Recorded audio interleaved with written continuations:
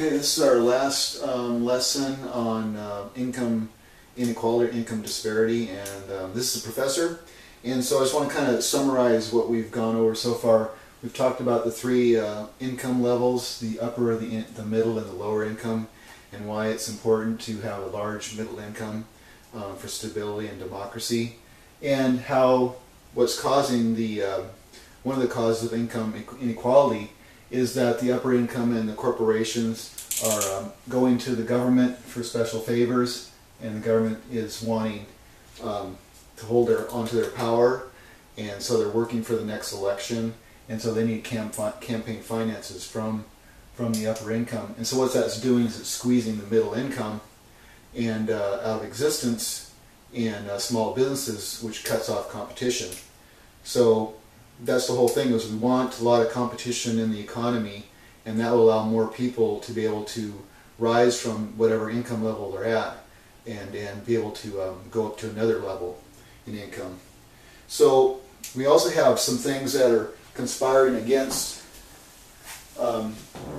income being distributed across the country more evenly, more equitably, and it'll never be equal. So the people that say they want, complete equality of income, everybody having the same amount, the only way you're going to get that is if you actually physically take from somebody and give to somebody else. And there's all kinds of dangers in that philosophy, that utopian philosophy of equal income for everybody. It's never going to be that way. What you want to do is you want to have an economic system that provides a good standard of living for the majority of people, and that's probably the best you're going to get out of any economic system. So one of the things is the things that are conspiring against income equality is globalism. So there's a global economy, and there's a trade agreement called NAFTA. It was back in the mid-90s, North American Free Trade Agreement, and that was between the United States and Canada, I believe, and definitely Mexico, and it basically opened up the Americas to for corporations and businesses to be able to manufacture and outsource jobs to other countries in this hemisphere, and so that made U.S. Companies have to compete with other lower cost areas of the world. And then there's also the GATT treatment, Global Agreement on Trade and Tariff.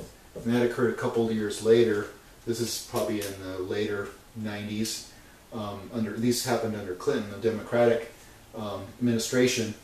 And this is where basically outsourcing was given free rein across the whole world. So basically what's happened since then is that corporations, usually the bigger corporations, they can outsource their jobs, manufacturing mainly, even engineering, services type jobs. Call centers were outsourced in the 2000s. And so Americans have to compete all around the world. So this is one of the things, is that the world has become a lot flatter. Information can travel anywhere. Technology can travel anywhere. Money can travel anywhere. And so the American worker is really having to compete with a lot lower cost areas. And a lot of these countries don't play an even playing field with us. They play with their currency to make it more advantageous for them to get jobs over there. And so that's one of the things that's making it hard on us. Also is educational system. Our educational system is very expensive. And so education is one of the ways that we might be able to compete with other countries for jobs, for higher tech engineering type jobs. But our educational system is really, I think, is really lacking. It's really behind the times. Hopefully the internet and be able to do distance learning is going to break the monopoly basically the educational system has over the way people are taught. The other thing is that companies can employ technology instead of hiring people.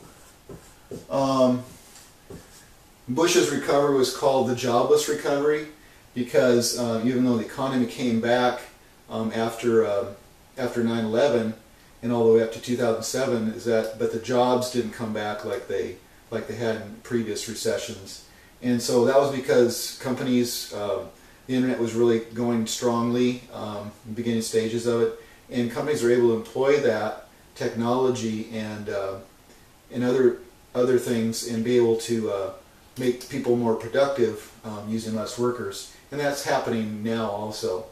So that's conspiring against people having good incomes, and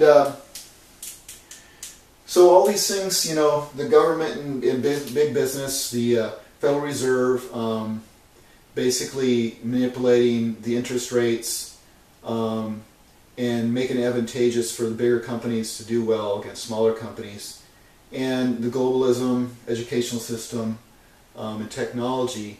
I think we're in a very, very difficult period of time where if you think back to World War II, after that period when we had some of this golden age of American commerce and jobs, and the unions were very strong, and our manufacturing sector was really strong, and I believe that's because that was kind of an anomaly in time. That was because basically the rest of the world had gone through a world war, and the United States homeland was spared from that. And so what happened is that for probably up to the early 70s is that we had this great surge of American companies were doing very well and were producing all these products, and Americans were very rich. Their standard of living increased from the 40s up to the 70s quite dramatically, and so then we reached a point where the rest of the world, basically in the 70s, Japan started to be in a manufacturing powerhouse. In the 80s, their economy became second only to the United States. After that, you had the European Union joined, and that they joined together, and Germany and France, you know, had rebuilt themselves after World War II, and they became a powerful force. And then after Japan, you had China, and China's now become an economic force. So I think that a lot of our mentality and our even our welfare system was based on the wealth we had back from that period of 1945 to probably 1972, and so a lot of these welfare systems we built up were based on this great wealth that we had, high-paying jobs in the middle class, a large middle class, and now that's all changed because of globalism, technology, government policies, and the Federal Reserve. That it's actually squeezed the middle class. You have more people in the upper income that really own most of the wealth in the world, in the country, and then you have a welfare system that just keeps growing and growing. And the welfare system is necessary because it's kind of a result of all these other things. Okay, all these other things are squeezing. People don't have jobs, so if they don't have jobs, they are forced to go to the government for welfare benefits. And so what we need to do is we need to reverse this trend. Okay, this trend is not a good thing for this country.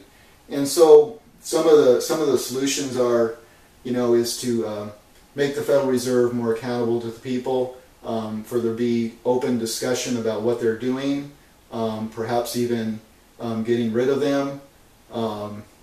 The other thing is to cut the campaign contribution linkage between corporations and the government to try to get the crony capitalism out of the system.